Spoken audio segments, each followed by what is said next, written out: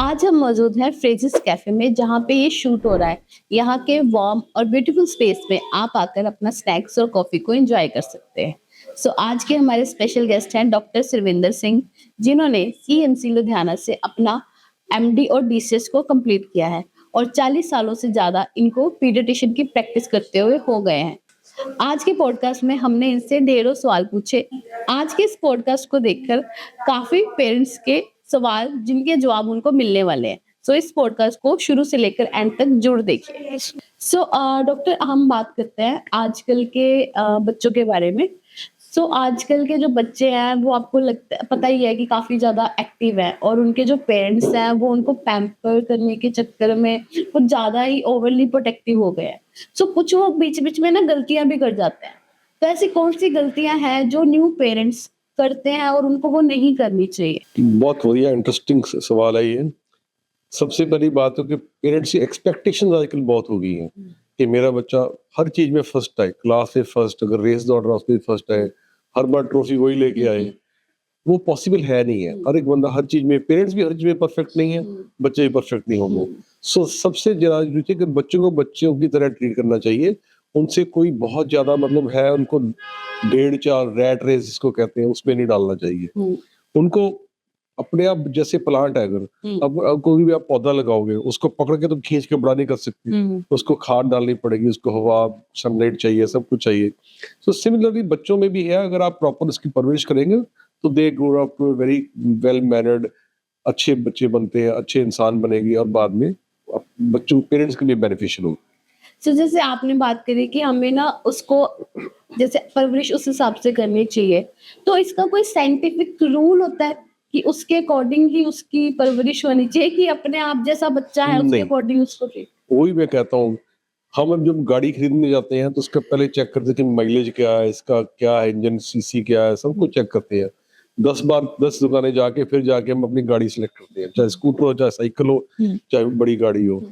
तो बच्चों में ऐसा नहीं है। बच्चों में ऐसा है कि शादी हुई और बच्चा पैदा, वो सोचते हैं कि अपने भी बड़ा हो जाएगा। ऐसा नहीं है। बेसिकली हमारा कंसेप्ट है ये, थोड़ा एक्चुअली इसमें डिटेल्ड कंसेप्ट है। अब अगर आप एक ग्राफ लेना, उसमें एक साइड पे ले लव एंड अफेक्शन और दूसरी तरफ ले उसका डिसिप्लिन। तो जितना आप बच्चों को प्यार दोगे, जैसे करने दोगे, उतना ही बच्चा बिगड़ेगा।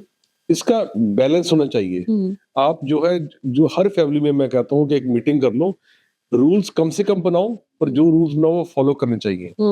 एक सिंपल सा एग्जांपल है, अगर बच्चा आपका शोर डालता है, चीजें गिराता है, तो आप उसको अगर अनदेखी कर दोगे, उसको नजरअंदाज कर दोगे, तो जब कोई गेस्ट आता है वो सेम चीजें रिपीट कर रहा है, उसको फिर पड़ जाते थप्पड़। वो कंफ्यूज हो जाता है, पहले तो मैं कर रहा था, कोई प्रॉब्लम नहीं थी, अब क्या प्रॉब्लम हो। रूल्स थोड़े बनाओ पर जो बनाओ वो फॉलो करो, एंड द होल फैमिली। ये बहुत इंपॉर्टेंट है, क्योंकि बच्चा 10-12 महीने का छोटा बच्चा हो, जो गोद में भी वो समझ जाता है, जब चलना फिरना वो समझ ही जाता है। उसको पता है कि मैं अगर शोर डालूंगा या तो मम्मी मान जाएगी, अगर मम्मी ने नहीं माना तो दादा दादी के पास भाग के चले जाएगा। और दादा, सपोज फॉर एग्जाम्पल चिप्स का पैकेट लेना, और अगर आपने मदर ने मना कर दिया, वो दादा दादी के पास, दादा दादी के लाड़ प्यार में उसको चिप्स का पैकेट देने, उसको उसका तो काम बन गया। और बहुत साथ में लड़ाई होगी। रूल्स शुड बी फ्यू, सब जनों को घर में फॉलो करना चाहिए। तो जैसे कुछ आपने दादा दादी की भी बात करी, तो ऐसे ना कुछ नाना नानी या दादा दादी सबके ना कुछ एक पुराने टाइम में नुस्खे होते थे कि ये करना चाहिए। तो जैसे काजल लगाना है ना, कि काजल लगानी चाहिए, आंखें बड़ी बड़ी हो जाएंगी, बच्चों को शहद खिलाना चाहिए जिसको हम गुड़ती बोलते हैं। तो ये सब चीजें मतलब ये विद टाइम जैसे हर चीज चेंज करती है, मिथ्स होते हैं ये हर चीज। जैसे सबसे बढ़िया गुड़ती जो है वो कोलोस्ट्रम है, जो मदर की फर्स्ट फीड है ना, वो सबसे बढ़िया गुड़ती है।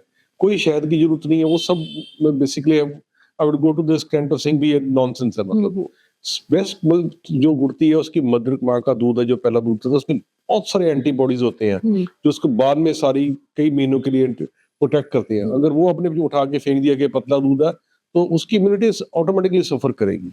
बहुत इंपॉर्टेंट है। बाकी काजल लगाना एंड ऑल, उसकी आजकल के जमाने में जरूरत नहीं है। मतलब इन द सेंस के नेचर के साथ जाना चाहिए। Nature has made everybody beautiful. जैसे अभी दार्जिलिंग या चाइनीज लोगों की हम बात करें, उनकी तो आंखें छोटी छोटी होती है, That तो is- काजल लगाने से तो उनकी बड़ी हो हाँ जाती हाँ, that is nature, that is nature. हाँ। और हर एक बंदा, कोई दो इंसान हाँ। सेम नहीं होते, हर चीज अलग होता है। And that is the beauty of life कि अगर हर एक चीज सेम ही कॉपी टू कार्बन कॉपी हो जाए तो उसका फायदा क्या। अच्छा, मेरा एक और आपसे क्वेश्चन था यही मिथ को लेकर। जैसे ना कुछ लोग कहते हैं कि बेबीज को ना मसाज करनी चाहिए, जैसे मैंने भी किया है अपने बच्चों को, तो वो एक अच्छी चीज है या नहीं करनी चाहिए? देखो मसाज का इट्स अ गुड थिंग।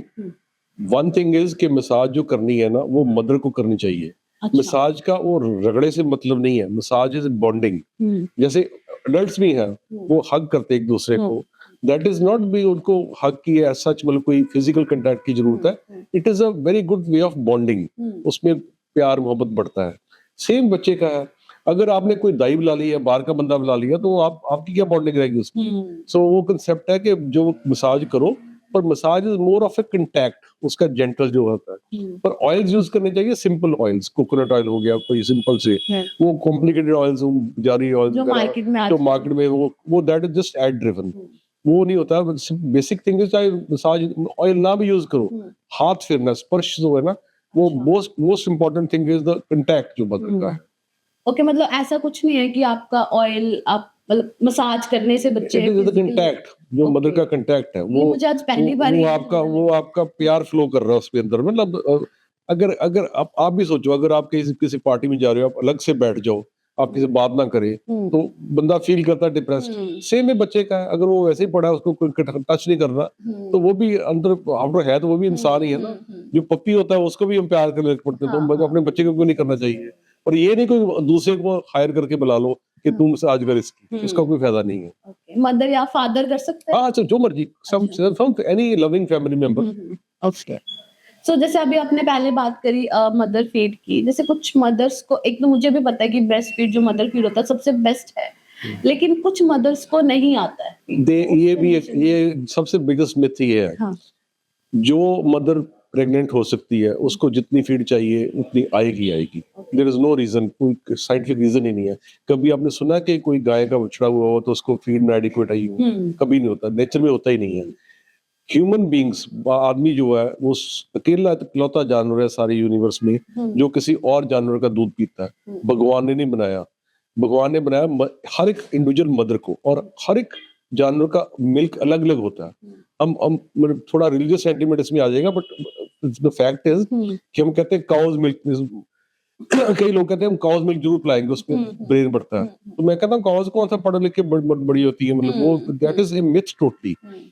जो हम गौ माता इसलिए प्रॉब्ली, मेरा ख्याल है प्रॉब्ली इसलिए कहते हैं कि अगर मदर उसकी मर गई है या दूध भी किसी कारण दे सकते हैं, कोई कारण है, तो cow's milk is the closest, सबसे नजदीक है मदर्स मिल्क के, ह्यूमन मदर के।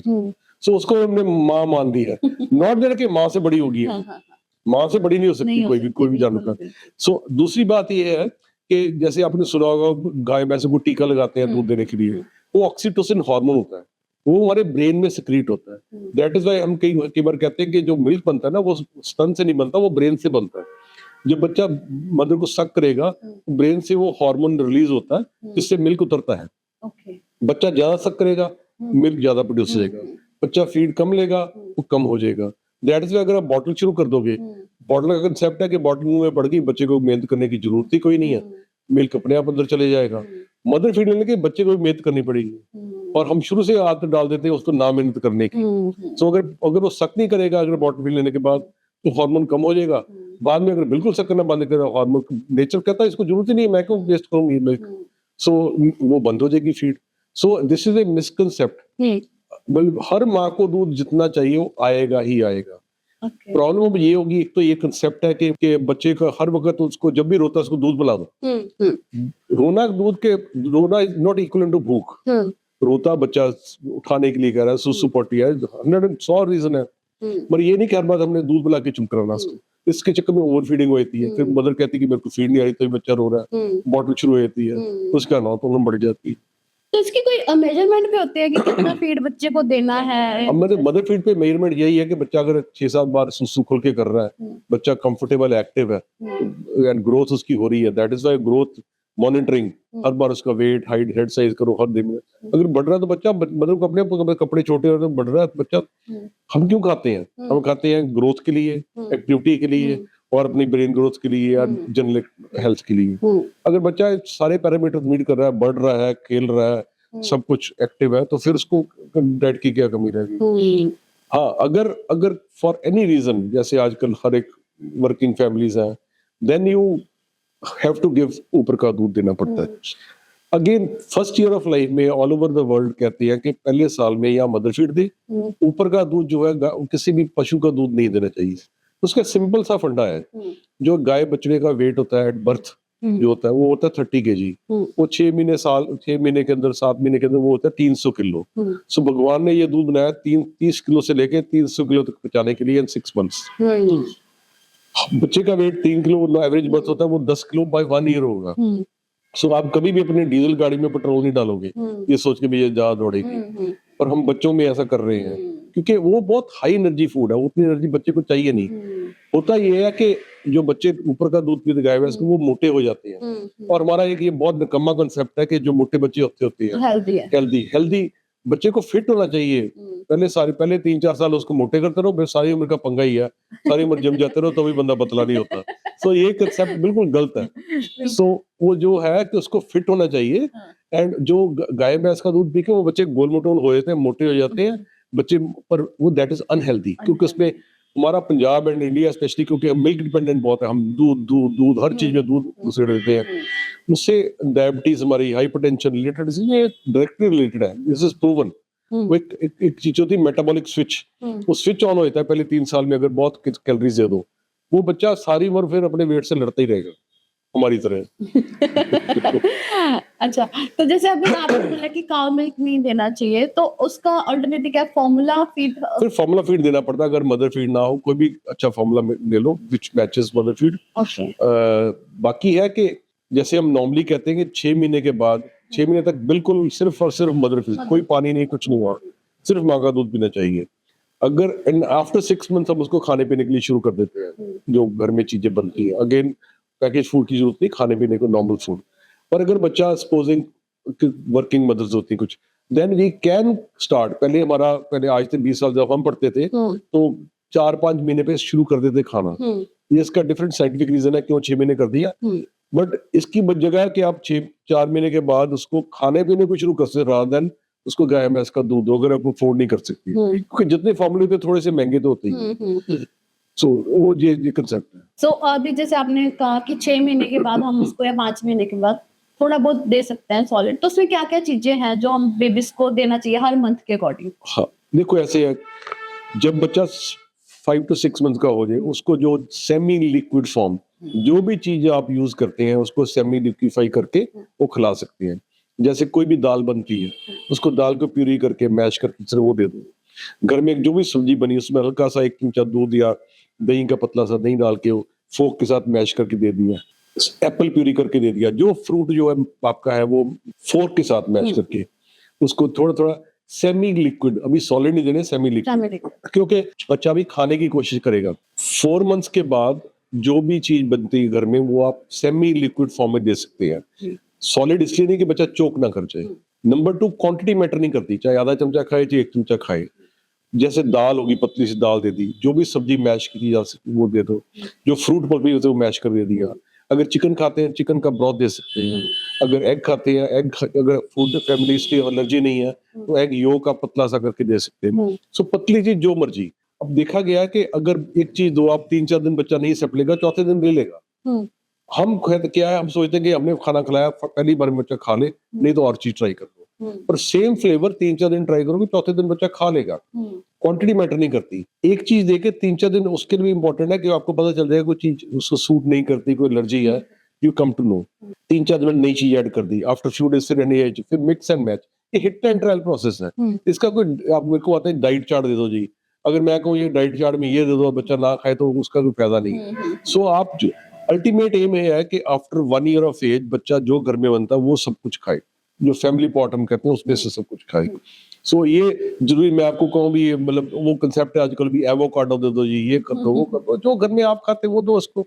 उससे बच्चा जो नेचुरल फूड्स है, जो लोकली अवेलेबल फूड्स हैं, दे आर मोर इम्पोर्टेंट, वो उनसे उनसे ज्यादा मतलब है, they are cheaper also, they are more nutritious also. जो भी दूर से चीज आती है, जो कहते हैं ग्रीक योगर्ट दे दीजिए, हम ये कर दे, वो कर दे, वो दैट इज ऑल केमिकल्स भी उसमें एडेड होंगे। जो फ्रेश चीज है वो अल्टीमेटली बेटर होती है। सो एक एक चीज करके इंट्रोड्यूस करो, बच्चा खाएगा खाएगा। देन अराउंड 8-9 मंथ्स जब बच्चा च्यूइंग शुरू कर दे, फिर उसको टेक्सचर उसको थोड़ा चेंज कर दो, उसको थोड़ा, पहले सेमी लिक्विड था, अब उसको सेमी सॉलिड्स कर दो। जब वो खाने लग पड़े अराउंड 1 ईयर ऑफ एज, बच्चा सॉलो करने लगे, आराम से बैठना शुरू कर दे, देन उसको फिंगर फूड दे दो, जैसे छोल किसी बर्फुर की दे दी, करके दे दिया सर। सो ये ग्रेजुअल प्रोसेस होता है। एंड मतलब मदर्स ना यूजुअली बहुत जल्दी गिव अप कर देती, ये खाया नहीं है, इसको तो पसंद, खाना पसंद ही नहीं है जी, और पिकी ईटर लेबल हो जाता है। और पिकी ईटर वो नहीं है, उसको टाइम दो। जैसे आप गाड़ी सीखते हो, ये थोड़ा ना कि पहले दिन एक्सीडेंट पकड़ के आप रश में ले जाओगे, सेम वे हर चीज को टाइम देना पड़ता है। जैसे ना अभी पिकी ईटर्स का आपने नाम, मेरी डॉटर 1.5 साल की है, अराउंड 1.5 ईयर की, तो वो भी बहुत पिकी। अभी आजकल ना उसने फूड छोड़ रखा है कि बिल्कुल ही नहीं खाना खा रही, तो उसको हम जो मर्जी दे जाए, उसने बिस्किट खाने हैं क्योंकि वो होते हैं ना दादी नानी के पास, उन्होंने चॉकलेट्स को दे दो, वो चीजें खा लेनी है, लेकिन वो खाना नहीं खाती। तो ऐसे मेरे से और भी मदर्स होंगी जिनका, सारी मदर्स आजकल ऐसी ही है। प्रॉब्लम अगेन ये आती है कि अल्टीमेटली खाना है हमें फॉर न्यूट्रिशन, फॉर हेल्थ, ताकि डिजीज वगैरह ना हो, एंड ग्रोथ एंड एक्टिविटी के लिए। आपने कभी व्रत रखा होगा, मैंने आम बच्चों को पूछता हूँ, मदर्स को पूछता हूँ, सब व्रत रखते हैं, शाम को भूख लगती है। दुनिया में कोई इंसान नहीं है जो भूखा रह ले। अगर आप किसी बच्चे को ब्रेकफास्ट ना खाए, लंच तक भूखा रखो, लंच नहीं खाता शाम तक भूखा रखो, शाम नहीं खाता रात तक भूखा रखो, रात को या सुबह तक भूखा रखो, सिर्फ पानी दो इन बिटवीन। अगर 100 में से 95 बच्चे शाम तक खाएंगे, 100 में से 100 बच्चे आफ्टर 24 आवर्स खाएंगे, एक भी बच्चा ऐसा नहीं है जो नहीं खाएगा। Thing is that we up again we give in too easily. अगर खाना नहीं खाया तो उसने 2 बिस्किट भी खा लिया, उसका एकदम ब्लड शुगर बढ़ जाएगा, देन अगला मील खत्म। आप उसको फिर फोर्स नहीं कर सकते। सो ये हमारी गलती है बेसिकली, हम सोचते हैं कि नहीं खाया तो उसको बिस्कुट दे दो, भूखा, अगर भूखा तो रोटी खाए। अगर भूख लगी तो बंदा कच्ची रोटी भी खा जाता है, कच्ची सब्जी भी खा जाता है, तो वो क्यों नहीं खाएगा? आफ्टर ऑल है तो ह्यूमन बीइंग ही है ना। सो अगेन वो होता है कि मैं कहता हूँ अगर खाना नहीं खाया 20 मिनट ट्राई करो, और टीवी मोबाइल बंद करके खाना इंटरेस्टिंग हो, जैसे बातें करो, उसको खिलाओ। 20 मिनट में जितना खाना खाए, नहीं खाया ना खाए, प्लेट उठा लो। 20 मिनट के बाद खाना इन बिटवीन अगर भूख लगे उसको पानी पिलाना है। घर में कोई फ्रूट ना लेके आओ, कोई बिस्किट ना लेके आओ, कोई जूस ना रखो, कुछ नहीं देना। शाम तक खाएगा क्यों नहीं खाएगा? खाना खाने के बाद स्नैकिंग कर सकती है। अगर खाना नहीं खाया तो उसको भूखा रखो। 100 में से 100 बच्चे खाएंगे, सिर्फ 24 घंटे की बात होती है, पर वो 24 घंटे पास करना स्पेशली दादा दादी के लिए, पेरेंट्स मदर्स के लिए भी थोड़ा मुश्किल होता है। तो मतलब ऐसा नहीं है कि दूध दे दो या कुछ ऐसा? बिल्कुल नहीं, कुछ भी नहीं देना, बिल्कुल नहीं, कुछ नहीं मीन्स कुछ नहीं, पानी सिर्फ। मिल्क छोटे बच्चों के लिए milk can be 1 or 2 times a day, खाना 4 बार, मतलब एक्चुअली 5 मील्स अ डे, उनमें से 1 या 2 बार दूध हो सकता है, बाकी टाइम मील्स देना है। पर अगर आपने बीच में कोई फ्रूट, जूस, बिस्किट कुछ भी दे दिया, देन खत्म, उससे कोई फर्क नहीं, मतलब उससे बच्चा सीखेगा नहीं। मतलब भूखे रख दो उसको, अपने आप खाएगा। भूखा रह नहीं सकता कोई, भूखा रख दो क्या, मतलब भूखा तो रह नहीं सकता कोई। खा के सारे, अगर हर एक को मौका मिले, खा के सब जने मोटे होते हैं, मैंने देखा, कोई पतला नहीं रहता बाद में। बिल्कुल। अच्छा, जैसे ना कुछ आजकल ना मार्केट में प्रोडक्ट्स आ रहे हैं कि दूध में डाल दो, इससे बच्चे को प्रोटीन मिलेगा, मल्टीविटामिन मिलेंगे, तो ये देने चाहिए कि नहीं, अवॉइड? देखो ऐसे है कि for most of our population है वेजिटेरियन पॉपुलेशन, जो नॉनवेज खाते भी हैं वो भी वंस ए मंथ और वंस वीक खाते हैं, नॉर्मली नहीं खाते, इवन एग से परहेज करते हैं। So protein is the most important part of diet for growth. बाकी सब चीजें इंपॉर्टेंट है, मैं नहीं कहता, तो प्रोटीन जो है ना हमारी इंडियन डाइट में बहुत कम होती है। जो मिल्क पीते हैं उनको प्रोटीन बहुत ज्यादा मिल जाता है, इनको पर फैट्स उसके साथ में as an extra gift fats भी बहुत मिल जाते हैं। सो मिल्क जो लेते हैं उनकी तो प्रोटीन पूरी हो जाती है, बट मिल्क एक्स्ट्रा नहीं करना चाहिए ना। रही बात जैसे बच्चे पिकी ईटर्स, आपने कहा अगर प्रॉपर डाइट नहीं ले रहे तो फॉर प्रोटीन्स आप उनको एग्स मैं तो कहता हूँ एग्स आजकल आलू ही है बेसिकली, वेजिटेरियन है। So I try to make natural food में एग्स खाओ, टोफू खाओ, क्योंकि चीज में अगेन फैट फूड्स बहुत आते हैं। मैं नहीं कहता हर चीज खानी चाहिए, बट जो excess of everything is bad. So अगर कोई बच्चा जैसे दूध नहीं पीता तो फ्लेवर चेंज करने का प्रोडक्ट ऐड कर सकते हो, but that is not important thing is जो घर में जैसा बनता है वो सब कुछ दो, टाइम पे दो, टीवी मोबाइल बंद करके दो, उसको खाने का लिए प्रॉपर टाइम दो, सो दैट वो बच्चा इंटरेस्टेड हो खाने में। टेक्सचर चेंज कर करके दो, हर रोज को खिचड़ी को उसको फोर्स करी जाओगे तो वो भी बोर हो जाएगा। Presentation is important. हम होटल रेस्टोरेंट में जाते हैं तो हम कहते हैं कितना बड़ा खाना है, सो अगर आप उसको वैसे ही गतावा सा बना के हर चीज दो तो फिर वो भी खाएगा। सो जब हम कुकिंग भी करते हैं तो हर एक फूड आइटम की उसका कलर नेचुरल कलर रहना चाहिए। हर एक को तड़के लगा के जुड़ने की जरूरत नहीं होती, हर एक चीज काली कर लो तो उसमें सारे विटामिन भी डिस्ट्रॉय होते हैं। सो टेक्सचर जब बच्चा नए नए सीखेगा, नए नए चीजें खाएगा तो उसमें खाने में इंटरेस्ट बढ़ जाएगा। एंड देन वो एक बार खाना शुरू हो गया फिर वो स्टॉप नहीं करते, फिर वो उनको देन वो इट्स ए नेचुरल इंस्टिंक्ट है। उनको उसको हम दबा देते हैं, उसको हाई शुगर कंटेंट देके। शुगर अफीम से बड़ी ड्रग है। अगर आप हाई शुगर दोगे तो उसका जो है ना, उसके there are lot of chemical changes, वो बच्चे फिर उसकी भूख मर जाती है, वो उसको और क्रेविंग हो जाती है। अगर कोल्ड ड्रिंक पीते हो तो उनको कोल्ड ड्रिंक पीते रहते हैं बच्चे की। सो ये नेचुरल कंसेप्ट फॉलो करो। पाउडर की जरूरत नॉर्मली नहीं होती, पर अगर कोई आपको लगता है कोई प्रोटीन डेफिशिएंसी है तो उसका पाउडर वगैरह दे सकते। ओके, तो जैसे अभी आपने बात करा कि प्रेजेंटेशन बहुत इंपॉर्टेंट है, तो क्या जैसे अब प्लेट्स वगैरह जो आजकल मार्केट में आई हैं वो सब मैटर नहीं, प्रेजेंटेशन का मेरा काम करने का मतलब है कि जो खाना है ना, मतलब उसको अच्छे से अपीलिंग हो, उसमें कलर्स हो, मटर का है, ब्रोकली है, ये है, वो है, नेचुरल कलर्स जो प्लेटिंग होनी चाहिए। ये नहीं कि हर बार आप उसको मतलब सोचो भी, मतलब एक होता है कि कैलोरीज प्रोटीन्स फैट करके कुछ ला के देता, फोर्स करी जाओ, वो बात नहीं होनी चाहिए। एंड बच्चे को कई माएँ होती हैं भी, वो बच्चा गंद बहुत डालता है, उसको स्पून के साथ खिलाना है, उसको अपने आप गंद डालने तो थोड़ा इनिशियली तो गंद डालना सीखेगा ही। तो बच्चा कौन सी एज से, आपको क्या लगता है कि बच्चा कौन सी एज से खुद खाना स्टार्ट करता है? After 1 year we can say कि वो बच्चा को उसको हाई चेयर दे के या बैठा के जब गर्दन संभाल ले, बैठ जाए, अपने आप अपने आर्म्स मूव कर ले, माउथिंग स्टेज होती है 40-50 वीक फोर्ड डेवलप हो जाती है। अभी आप कुछ ऐसे चीज पकड़ के मुंह तक लेके जाए, then is ready to eat, फिर वो खा सकता है।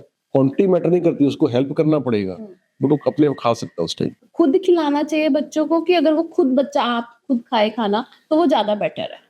अल्टीमेट एम है कि बच्चा अपने आप खाए, पर ये नहीं होगा कि आप स्पून दे दोगे या हाथ के साथ अपने आप खाएगा। सो ग्रेजुअल प्रोसेस है। जैसे वो सेम एग्जांपल भी, गाड़ी जब चलाना सीखो कोई साथ में बिठाना पड़ता है भी, ऐसे करो ऐसे करो, सेम भी आपको सिखाना पड़ेगा जब। एंड आप ये सोचो कि पेरेंट्स और घर में जो फैमिली मेंबर्स है, they are the biggest heroes of the child. वो अगर आप प्रॉपर्ली डाइट खाओगे, टीवी मोबाइल बंद करके आप खाओगे, बच्चा भी टीवी मोबाइल बंद करके खाएगा। पर ये नहीं होगा कि बाकी जो घर के बैठे हैं वो अपना मोबाइल देके साथ में खा रहे हैं, तो आप एक्सपेक्ट करोगे कि बच्चा नहीं वो फॉलो करेगा। सो जैसे आप खा रहे हो, बातें करते हो, इंटरेक्ट करते हो टेबल पे बैठ के, सेम में बच्चा खाएगा, उसके साथ भी इंटरेक्ट करो, वो ग्रेजुअली सीख जाएगा, फॉलो करेगा वो आपको। बच्चे आपको हर चीज में फॉलो करते हैं, आप चाहे आपको पता हो ना हो, वो फॉलो करते हैं। दैट इज वाई आप देखते हो जैसे फादर चलता है वैसे ही बेटा चलने लग पड़ता है, या मदर जैसे करती है वैसे करने, वो इन अनकॉन्शियसली, वो नहीं कि जानबूझ के आप सिखा रहे हो उसको, बट वैसे ही बातें करते हैं, मैनरिज्म भी उनके वैसे ही हो जाते हैं। That is because in everything वो बच्चे आपको फॉलो करते हैं। तो अभी जैसे अगर हम बात करें लाइक इम्यूनिटी की, कि अगर फूड्स की बात कर ली तो बच्चे की इम्यूनिटी स्ट्रॉन्ग करने के लिए फूड मैटर करता है या इन्वायरमेंट मैटर करता है? देखो, ये इंटरडिपेंडेंट है। अब वो कहते हैं कि बच्चे के लिए भी, एनवायरनमेंट के लिए भी और डाइट, सब तीनों का एक मिशन है ये। सो न्यूट्रिशियस डाइट बहुत इंपॉर्टेंट है इम्यूनिटी के लिए। आप प्रॉपर प्रोटीन्स खाओ, बॉडी वो इन्फेक्शन से फाइट करने में हेल्प करती हैं, प्रोटीन हमारी बॉडी बिल्डिंग के लिए हेल्प करती है, ग्रोथ के लिए हेल्प करती हैं, विटामिन होने चाहिए। एक चीज है माइक्रोन्यूट्रिएंट्स, जो क्वांटिटी में बहुत माइनर होते हैं बट मैटर बहुत करते हैं, जैसे आयरन हो गया, जिंक हो गया। सो ऑल दिस जो चीजें हैं जो एक संतुलित, जो आप कहते हैं ना मिक्स्ड फूड जो होता है उसमें अवेलेबल है। आप ये नहीं अकेली आप एक चीज खाओगे, आप रोज मीट खाओगे तो उससे हो जाएगा, या रोज अनाज खाओगे उससे हो जाएगा। हर एक चीज का मैटर करता है। So it should be a whole palette, तब मैटर करता है। सो एक तो ये हो गया। सेकंड थिंग इज एनवायरनमेंट का आप कुछ कर नहीं सकते at a personal level. Micro environment थोड़ा बहुत कंट्रोल कर सकते हो, बट जैसे आजकल ये एयर क्वालिटी बहुत खराब है। सो इम्यूनिटी ये हमारी वीक नहीं है कि बच्चों को इन्फेक्शन या बड़ों को भी इन्फेक्शन हो रही है। इट इज बिकॉज एनवायरनमेंट इतना खराब हो गया, वो ओवरवेल्म हो गया, मतलब उसके हमारी इम्यूनिटी जवाब देगी। अब नॉट दैट कि इम्यूनिटी कम है, वो गन मॉप है गया। हाँ, गाना सो बेसिकली है कि we should have to take care of the environment. वो आप लोकल लेवल पे, पर्सनल लेवल पे नहीं कर सकते, वो that is the government and community job. तो तीसरी चीज आ गई कि एक्टिविटी।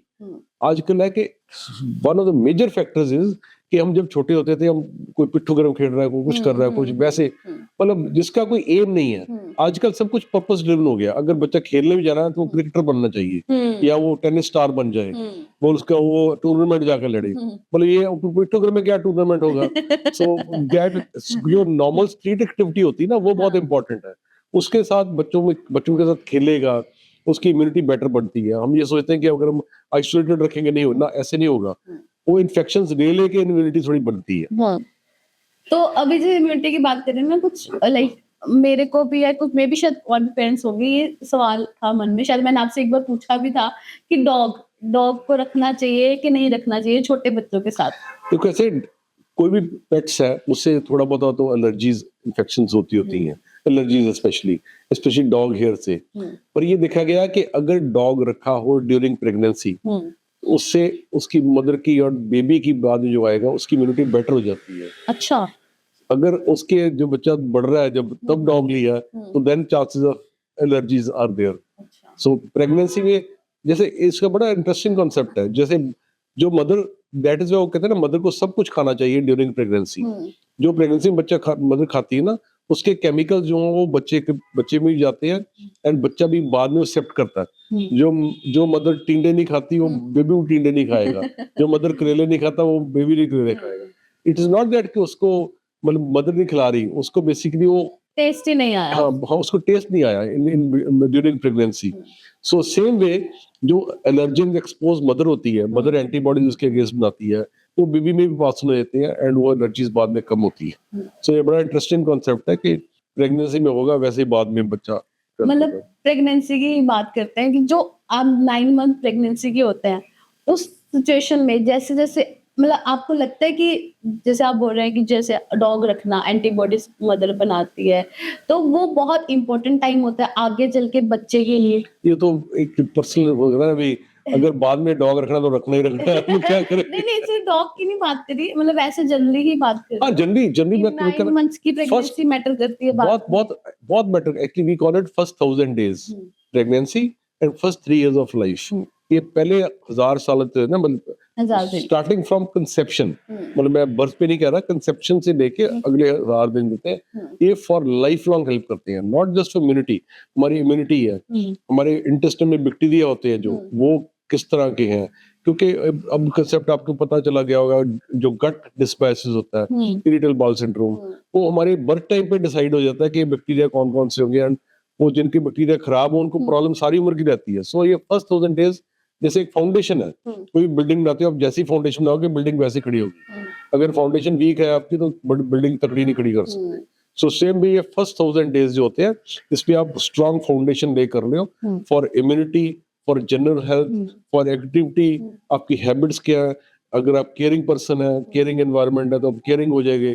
अगर घर में भी वो लड़ाई झगड़ा रहता है, दैट इज हम कहते हैं ना कि पेरेंट्स वो फॉलो करते हैं रिफ्लेक्शन सबको इससे भी।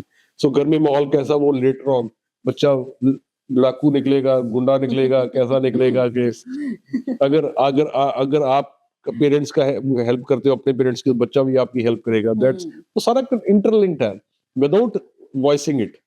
तो जैसे आप अभी आपने इन्फेक्शंस की बात की, सैनिटाइज करना बॉटल्स को सारी करना, तो वो कितना इम्पोर्टेंट है?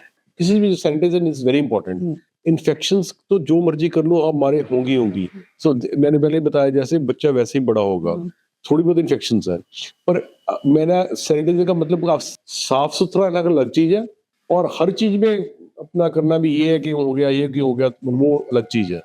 मतलब एनवायरनमेंट क्लीन रखो, साफ सुथरा रखो, कपड़े साफ होने चाहिए, that is more important.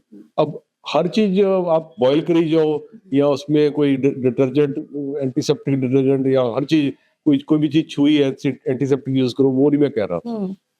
Over doing, just like बाकी चीजों के हिसाब से over doing everything is bad, पर आप थोड़ा बहुत तो करना पड़ेगा, प्रिकॉशंस लेने प्रिकॉशन लेनी पड़ेगी। तो किसिंग कितना, लाइक कुछ पेरेंट्स होते हैं ना Kissing is मतलब it's just like massage. It is just like hugging. मतलब it is a personal thing. जैसे कुछ फैमिलीज में होता है hugging and kissing is very common. अगर आपको इन्फेक्शन है तो ऑब्वियसली किसिंग इज अवॉइड करना। बट अगर आप मतलब फैमिलीज में जो हगिंग वो तुम या किसिंग थोड़ी बहुत करते हैं दैट इज एक्सेप्टेबल, कोई ऐसी बात नहीं है। मतलब ऐसा कुछ नहीं है कि नहीं करना चाहिए, नहीं ऐसा कुछ नहीं, ऐसा कुछ नहीं है।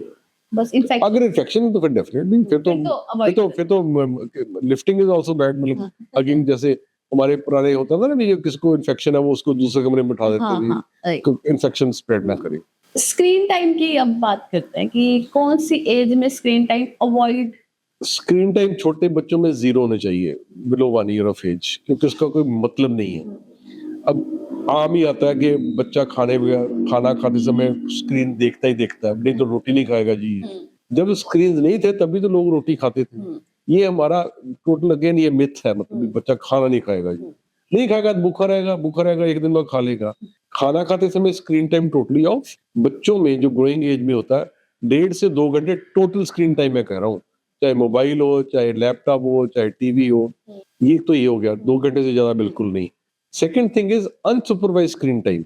बच्चा कमरे में बैठा अपने लैपटॉप लेके बैठा, जो मर्जी देख लीजिए, वो गलत बात करता है। He may be seeing something which is not relatable to his age, content उसका मैच्योर एडल्ट कंटेंट है, क्योंकि आजकल कोई कंसेप्ट तो रहा नहीं है ओटीटी मोबाइल उठा के जो मर्जी। सो मॉनिटर्ड स्क्रीन टाइम होना चाहिए। उसमें थोड़ी बहुत इनिशियली डरी होगी, but once the child knows कि मेरे लिमिट्स हैं, वो सब फॉलो कर लेते हैं। वो आपको लिमिट्स डिटरमिन करनी पड़ेगी एज ए फैमिली, एंड फिर उसको फॉलो हर एक बंदे को करना पड़ेगा। तभी मैं कहता हूँ इन चीजों में फैमिली मीटिंग इज बहुत इंपॉर्टेंट है, कि सब जगहों को फॉलो। ये नहीं भी किसी ने हाँ कर दी किसी ने ना कर दी, तो अदरवाइज जिसने भी हाँ की है उसके पास बच्चा हमेशा जाता रहेगा, हाँ कराता रहेगा। तो स्क्रीन टाइम लिमिट करनी, अल्टीमेट एम है कि स्क्रीन लिमिट करनी बहुत जरूरी है, क्योंकि स्क्रीन पे बैठ के बच्चा ना प्रॉपर खाता है, ना खेलता है, ना उसकी इंटरेक्शन होती है, ना वो फ्रेंड्स बनाता है। Friends are very important. हमारे टाइम होता था सुबह लड़ाई होती थी, शाम को मान जाते थे, खेलते रहते थे। आजकल बिकॉज स्क्रीन देखते रहते हैं, जिससे लड़ाई होगी फिर वो डिप्रेशन में चले जाते हैं बच्चे। ये गलत है। तो जैसे आपने बोला कि 1 साल तक अवॉइड करना चाहिए, तो क्या 1 साल के बाद थोड़ा बहुत दे सकते हैं बच्चे को? अगर मैं तो कहता हूँ चाहे सारी उम्र ना सीखे मतलब कंसेप्ट तो है भी, इट इज नॉट मतलब वो बात है, बट प्रैक्टिकल नहीं है। प्रैक्टिकलिटी को आप देखनी पड़ेगी, 1.5 2 घंटे से ज्यादा नहीं देखना चाहिए जो चीज प्रैक्टिकल है। बट ये कंसेप्ट गलत है कि आपको काम कर रहे हैं तो बच्चे को स्क्रीन के सामने बिठा दिया किसी ने। बस आम ये भी है कि मैं ये अपना घर का काम करना। अगेन ये कॉमन प्रॉब्लम है। अगेन जब स्क्रीन नहीं थे तब भी तो लोग घर का काम चलता था। इनफैक्ट तब ज्यादा काम होता था। अब तो आजकल तो कन्वीनियंस बहुत हो गया। सो उसको कोई ब्लॉक्स दे दो खेलने के लिए, उसको कोई एज रिलेटेड जो प्रोडक्ट्स हैं, जो छोटी चीज, छोटे बच्चों में ये ध्यान रखना पड़ता है कोई पार्ट टूट के वो मुंह में डाल के फंसा रहा है। सो वो आजकल होता है हर चीज ना वो सिर्फ बैटरी ड्रिवन है, बैटरी डाल दो वो कार दौड़ी जाएगी। उसमें बच्चे ने क्या किया? कुछ भी नहीं किया। सो कार वगैरह अगर लेनी हो तो जिसको उसको थोड़ा धक्का देना पड़े, मेहनत करनी पड़े, कोई ब्लॉक्स दे दो, कोई बिल्डिंग ब्लॉक्स करे। इससे बहुत ज्यादा उसका ना मेंटल ग्रोथ बेटर होती है। आजकल जो रोबोटिक टॉयज आ गए, सब कुछ आ गया, वो आपने बटन प्रेस किया वो कर रहा है, आप खुश हो जाओगे। तो 2 मिनट के लिए बच्चा खुश होता है, बाद में वो भी तोड़ देता है, बोर हो जाता है उससे। हाँ, अगर वो अपनी हाथ से कुछ कर रहा है तो ज्यादा देर इंटरेस्टेड रहेगा।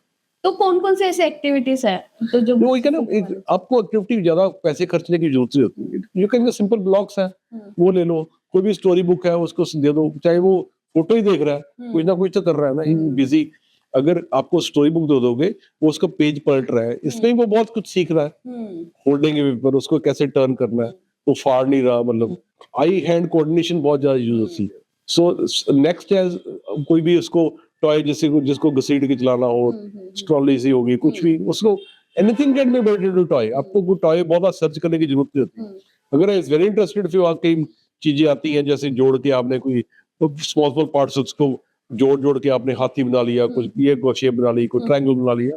वो it need not be complicated. हर चीज को हम कॉम्प्लिकेट करने की कोशिश करते हैं कि अगर बच्चे ने बनाना है तो बढ़िया सी चीज बनाए, वो इम्पोर्टेंट नहीं है। कुछ भी बना दे, प्रोसेस इज इम्पोर्टेंट भी। उसको अगर 2 पीसों को जोड़ना कैसे है, उनको उनसे डिफरेंट शेप्स इमेजिन करनी है जिनका चाहे मतलब कोई ना हो, बट वो सीखता तो है ना, उसका अपना माइंड यूज कर रहा है, ब्रेन यूज कर रहा है, हाथ यूज कर रहा है, इमेजिनेशन यूज कर रहा है, आईज यूज कर रहा है। तो जैसे अभी ना एक चीज और आजकल के पेरेंट्स करते हैं कि बच्चे को सिखा देते हैं कि हेड कहाँ है, नोज कहाँ है, ABC सिखाना शुरू कर देते हैं। तो पहले वो सब चीजें सिखानी चाहिए कि पहले नॉर्मली जो नॉर्मली करना चाहिए ये आजकल तो है, पहले छोटी एबीसी फिर बड़ी एबीसी फिर 4 लाइनों में एबीसी फिर बड़ी, आजकल पता नहीं होता कि नहीं होता, मतलब वो 3-4 साल वही, मतलब बेसिक थिंग इज टू बच्चों को मैं कहता हूँ एक तो है स्कूलिंग होनी चाहिए एज नियर एज पॉसिबल। ये कोई फायदा नहीं है कि 1.5 घंटा बच्चा जा रहा है, 1.5 घंटा आ रहा है बस में, थका आएगा। So near as school possible, क्योंकि उसको सिर्फ भेजना स्कूल में इनिशियल ईयर्स में, वो बैठ जाए, खेले एक दूसरे से, बात कैसे करनी है, शेयरिंग बहुत इंपॉर्टेंट है। कोई आपको कोई चीज लेके आए, वो आपको दे रहा है, आप उसको थैंक्स कर रहे हो, आप कोई चीज लेके आए, वो आप उसको दे रहे हो, ग्रुप एक्टिविटी हो रही है। सो ये चीजें सीखना जरूरी है, रादर देन कि सिर्फ एबीसी सीख ली। और आजकल तो मोबाइल में भी ऑटो करेक्ट आ गया, इतना ज्यादा सीखने की जरूरत नहीं होती। तो जैसे आजकल ना गेम्स भी आ गए हैं बहुत सारी मोबाइल में भी, कि टीवी में भी कार्टून्स आ गए हैं। Mobile games are useless basically, वो that is just a waste of time, उससे बच्चा सीखता कुछ कहते नहीं। हैं कि ब्रेन एक्टिविटी नहीं, वो तो रिफ्लेक्स है ना बेसिकली। वो आई हैंड कोऑर्डिनेशन थोड़ा सिखाता है, और आई हैंड कोऑर्डिनेशन आप बिल्डिंग ब्लॉक्स भी सीख जाते हैं, वो बाद में सीख जाएगा। वो गेम्स खेलने, वो बाद चोने खेल जाए ना, गेम्स खेलते हैं ना। आप चाहे ना भी चाहो तो गेम्स तो बाद में बच्चे स्कूल में जाए खेल ही रहे हैं। सो इट इज मोर इम्पोर्टेंट, क्योंकि जो टाइम आप गेम्स एंड मोबाइल में स्पेंड करते हो, दैट अगर वो उसमें नहीं यूज होगा तो कहाँ यूज होगा? गड़ बातें करने में यूज होगा, घर में आपकी हेल्प किचन में करे, वो भी गेम है। अब अगर आप कुछ चीज कुक कर रहे हो, तो आपका बच्चा इफ इट्स एट एज, मतलब जैसे 5-6 साल के हुए हो, अगर वो कड़छी भी उसमें हिला दे 2 बार, तो आप उसको क्रेडिट दे दो भी ये तूने बनाया है, तो वो खा भी लेगा वो चीज। वो उसका सेंस ऑफ बिलोंगिंग आई थी कि मैंने भी हेल्प की है। सो रादर वो प्लेइंग गेम्स, वो किचन में गेम खेल लो, उसको कोई चीज और करना सिखा दो, gradually he can help you out also. So doctor, जैसे अभी अगर हम वैक्सीनेशन की बात करते हैं, तो कौन सी ऐसी वैक्सीनेशंस हैं जो ज्यादा इम्पोर्टेंट है, जिनको बिल्कुल ही अवॉइड नहीं करना चाहिए? देखो, एक तो गवर्नमेंट के थ्रू वैक्सीनेशन है, बेसिक वैक्सीन हम कहते हैं, वो तो इम्पोर्टेंट है ही है। बाकी वैक्सीनेशन बहुत इंपॉर्टेंट है, ओनली प्रॉब्लम इज कि आजकल कमर्शियलाइजेशन हो गया, सो हर एक चीज मल्टीनेशनल के हाथ में है। सो इम्पोर्टेंट है for our long term immunity. जैसे for example to take any chicken pox vaccine है, अगेन मिथ है ना, ये माता है, इसकी तो फोटो भी है, मतलब this is just like any other infection, virus infection है, जैसे जुकाम होता है सेम वे माता होती है। सो अगर आप, वो वैक्सीन इंपॉर्टेंट है बट एक्सपेंसिव है, इसलिए लोग कई लगाते हैं, मोस्टली तो आजकल वेल टू डू पीपल लगा ही लेते हैं। सो वो चीज है। सो फ्लू वैक्सीन है, जिनको कॉफ कोल्ड जल्दी होता है उनको फ्लू वैक्सीन बहुत हेल्प करती है, पर ईयरली वैक्सीन है, मॉडरेटली एक्सपेंसिव है, बट हर एक वैक्सीन इंपॉर्टेंट है। अच्छा, दूसरी चीज मैं सेम वे में बात करूंगा, जैसे इट्स लाइक आप गाड़ी खरीदते हो, कोई भी बड़ी गाड़ी की इंश्योरेंस होती है 40,000 रुपया पर ईयर होती है, जिसका मे बी आपको बेनिफिट, अगर भगवान ना करे, मतलब अगर टक्कर नहीं होती, कार खराब है, तो वो यूजलेस हो जाती है, नेक्स्ट ईयर फिर आप नहीं लोगे। वैक्सीनेशन एक ऐसी चीज है, उसमें 30-40,000 भी नहीं लगते, and this will prevent you life long. So this is an insurance जो आप एक बार में पे कर रहे हो for life long immunity most of the time. उसमें बंदा सोचने लग पड़ता है, कार इंश्योरेंस को पता कि मैंने लेनी है, इसके बगैर मेरा चलान हो जाएगा। सो चलान आपका वैसे भी हो रहा है अगर आप वैक्सीन नहीं लगवाओगे। सो वैक्सीनेशन सारी इंपॉर्टेंट है। हाँ, एक कुछ है, कुछ vaccine are not important here, जैसे हम येलो फीवर यहाँ पे नहीं देते, और भी चीजें हैं जो हमारे इस पंजाब में नहीं होती, नॉर्थ ईस्ट में होती है टिव डिजीज, उनकी वैक्सीन वहां पे लगती है, हम नहीं लगाते, तो वो चीजें हैं। तो गवर्नमेंट, अगर प्राइवेट और गवर्नमेंट की बात करें, तो क्या गवर्नमेंट वैक्सीनेशन भी उतनी ही इफेक्टिव है? It is the same vaccination, it's the same, उसमें कोई फर्क नहीं है। वो पेनलेस का थोड़ा कंसेप्ट है, वो it is out of the purview, मतलब बेसिकली इफेक्टिवनेस एंड सब सेम है। मतलब ऐसा नहीं कि गवर्नमेंट से लगवाओ या प्राइवेट में लगवाओ, और टोटली पेरेंट्स की चॉइस है, टोटली चॉइस पीरियड्स में। ओके। सो कोल्ड और कफ के जो आजकल विंटर्स का टाइम है, तो काफी बच्चों को उससे भी इन्फेक्शन होता है, तो उससे भी कोई वैक्सीनेशन होती है कि नॉर्मल अवॉइड? देखो, एक तो कोल्ड एंड कॉफ होता है ना, हम कोल्ड एंड कॉफ कहते हैं, बेसिकली कोल्ड नहीं है, दीज आर एलर्जीज मेनली। हम आजकल होता है कि बाहर नहीं जाते, हवा थोड़ा खराब हो जाती है, एयर पोल्यूशन हो जाती है, उससे एलर्जीज हो जाती है, बॉडी रिएक्ट करती है जो बाहर से हमारे अंदर गंद आ रहा है, मतलब अगर एयर क्वालिटी 400 हो जाए तो मतलब उस आपको खांसी आएगी आएगी। देखा गया जैसे आजकल एयर क्वालिटी तो थोड़ी सी बारिश के बाद इम्प्रूव होगी, जैसे 300-400, it means we are smoking almost 8 cigarettes every day, right from day one birth के ऑनवर्ड्स। हम, मैं भी, आप भी, सब जने 8 सिगरेट रोज फूक रहे हैं, चाहे हम फूक नहीं रहे in that sense, but because of pollution. तो लंग्स का तो बेड़ा गर्क होगा ही होगा। सो दैट वे वो एनर्जीज होती है, वो आप माइक्रो थोड़ा कंट्रोल कर सकते हो, बट बहुत ज्यादा कुछ नहीं कर सकते eight individual level. Second thing is, जब कोल्ड वगैरह हो तो आप बेड शेयर नहीं करने चाहिए, पिल्लोज बच्चों को शेयर नहीं करनी चाहिए।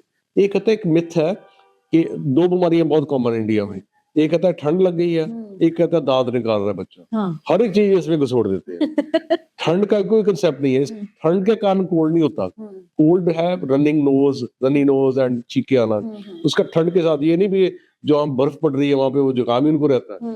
सो एक कंसेप्ट नहीं है, उस मौसम में इन्फेक्शन एलर्जी ज्यादा होती है, इसलिए उनको कोल्ड कह दिया गया। So it is not cold basically. So उनको बच्चों को नहाना रोज चाहिए। मैं कहता हूँ रात को नहलाओ बेस्ट बच्चों को, जब बच्चा सोने से पहले कोसे पानी से या व्हाटएवर इज कंफर्टेबल उससे नहा के कपड़े चेंज कर दो, बेडशीट चेंज करो। जब हम बाहर से घूम के आते हैं, पैरों में अगर कीचड़ लगा हुआ है तो हम पैर साफ करके कमरे के अंदर जाते हैं ताकि अंदर गंद ना पड़े। सेम वे हमारी बॉडी पे कई बैक्टीरिया जर्म्स आए थे जब हम बाहर घूमते हैं। बेड टाइम पे बात लो सो दैट कपड़े चेंज कर लो, सो दैट बिस्तरा भी ठीक रहे। वही गंदी चीज हम बिस्तरे में लेके चढ़ेंगे, बिस्तरे इन्फेक्शन होगा ही होगा। सुबह ड्राई क्लीन करके भेज दो, और सुबह टाइम भी कम होता है, अच्छी तरह रात को कंफर्टेबली नहाया जा सकता है। ब्रशिंग बहुत इंपॉर्टेंट है रात को, एंड कोई भी टूथपेस्ट यूज कर लो, क्वांटिटी थोड़ी नहीं चाहिए, बेसिक टेक्निक होनी चाहिए, ये चाहिए। तो अब जैसे आपने बोला नहाने का, रात को नहलाने, तो कोई ऐसा होता है कि 9-10 बजे भी नहला सकते हैं बच्चों को कि सोने से पहले, जब बिफोर बेड टाइम नहलाना। अगर आप 9 बजे सोते हैं तो 9 बजे नहला लो, 10 बजे, 11 बजे, 12 बजे। सर्दियों में ऐसा कुछ नहीं, आज पहला पुराना सिस्टम था कि बाथरूम बहुत दूर होते थे। आजकल तो अटैच बाथरूम है, उसमें नहा के बिस्तर में डाल दो उसको, बच्चे सोते भी बेटर है। मतलब विंटर से जैसे कई पेरेंट्स होते हैं कि नहीं, अब वही कहता है ना, कंसेप्ट है वो बना, मिथ है वो, ठंड लग जाएगी तो ये मिथ ही है। जैसे आपने ब्रशिंग की भी बात करी थी अभी, ब्रशिंग कौन सी एज से स्टार्ट कर देंगे? जब भी टीथ निकले उसको थोड़ा सा कपड़े से पहले साफ करना शुरू कर दो, देन फिर फिंगर ब्रश लेके साफ कर दो। ये डिपेंड करता है बच्चा कितना इंटरेस्टेड है। एंड बट ब्रशिंग शुरू जब टीथ निकला है 4-5 तो ब्रशिंग शुरू करनी चाहिए। उसका टेक्निक मैटर नहीं करती, वो सीखेगा ऐसा। आप अपना ब्रश करो, वो अपना वो अगेन फॉलो करेगा। कि मदद होती है, वो बच्चा 6-7-8 साल का वही ब्रश करी जा रही है, वो गलत है, क्योंकि वो अपने आप बच्चा सीखेगा नहीं। मतलब अपने आप जैसे देख के हमें सारी चीजें।